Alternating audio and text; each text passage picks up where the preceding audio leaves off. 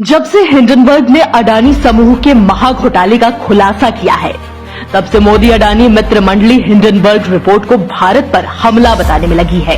हद तो तब हो गई जब एक डिबेट में बीजेपी के प्रवक्ता सुधांशु ने कहा, आप भारत के किसी कानून का हवाला दे दीजिए, भारत के संसद के किसी अधिकार का हवाला दे दीजिए जो किसी विदेशी कंपनी को जो भारत में काम न कर रही हो तलब कर सकता हो जानकारी के लिए। मैं आपकी बात पर विचार करने को इस पर सांसद संजय सिंह ने कहा, 99 और 2000 में केतन पारिक के साथ मिलकर पहले भी इसी तरह का शेयर घोटाला कर चुका है और इसकी 6 कंपनियों के ऊपर बैन लगा था। अडानी का नाम मैं ले रहा हूँ। दूसरा 2007 में जेल जा चुका है। तीसरा इसके भाई के ऊपर कई सारे आरोप पहले भी लग चुके हैं। चौथा प्रणंजय गुहा ठाकुरता ने इसके स्कैम के ऊपर पूरी किताब लिखी, भारत की सरकार सोती रही, कार्रवाई नहीं की। रवि नायर ने इसके भ्रष्टाचार को खोला, भारत के लोगों के नाम बता रहा हूँ, भारत की सरकार सोती रही।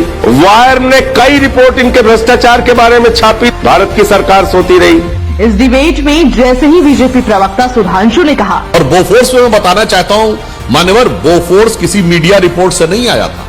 भारत सरकार के वित्त मंत्रालय ने उस समय शेयर मार्केट में हुए कुछ आरोपों को लेकर फेयर फैक्ट्स नाम की एक एजेंसी गठित की थी।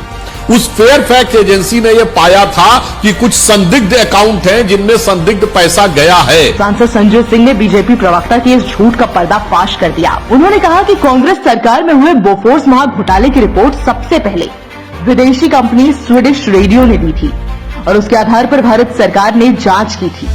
बोफोर्स की रिपोर्ट सबसे पहले स्वीडिश रेडियो पे आई थी। मैं करेक्ट करना चाहूंगा सुधांशु जी को। ये सुनते ही बीजेपी का प्रवक्ता बौखला गया।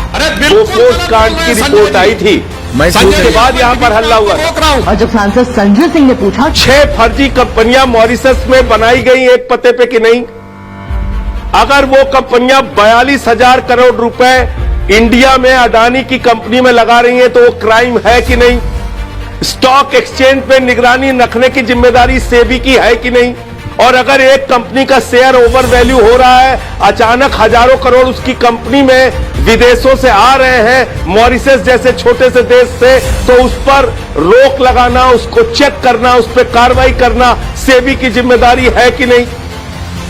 अब बताइए, 38 फर्जी कंपनियां विदेशों में, मॉरिशस और कैरिबियाई देशों में खोलकर और लाखों करोड़ रुपए अपनी ही कंपनी में लगा के अपनी कंपनी के शेयर ओवर वैल्यू करके आप बैंकों से कर्जा लेते हैं, ये फर्जीवाड़ा है कि नहीं। आप लोग घोटालों को बचाने के लिए क्या क्या तर्क देते हैं, जवाब ले रहे। अरे इंडिया में अगर बाहर से कोई आतंकवादी पैसा लगाएगा किसी की कंपनी में तो उसको जांच करने का, उसको बुलाने का, उसको देखने का सारा अधिकार भारतीय जांच एजेंसियों और जेपीसी को है। गुमराह मत कीजिए देश को। इसके जवाब में बीजेपी के प्रवक्ता ने कहा, आप भारत के किसी कानून का हवाला दे दीजिए, भारत के संसद के किसी अधिकार का हवाला दे दीजिए जो किसी विदेशी कंपनी को जो भारत में काम न कर रही हो तलब कर सकता हो जानकारी के लिए। मैं आपकी बात पर विचार करने को तैयार हूं। जबकि ऐसा बिल्कुल नहीं है। मॉरिशस के ही एक वरिष्ठ मंत्री ने कहा कि भारत का बाजार नियामक अपने मॉरिशस के समकक्ष से संपर्क करके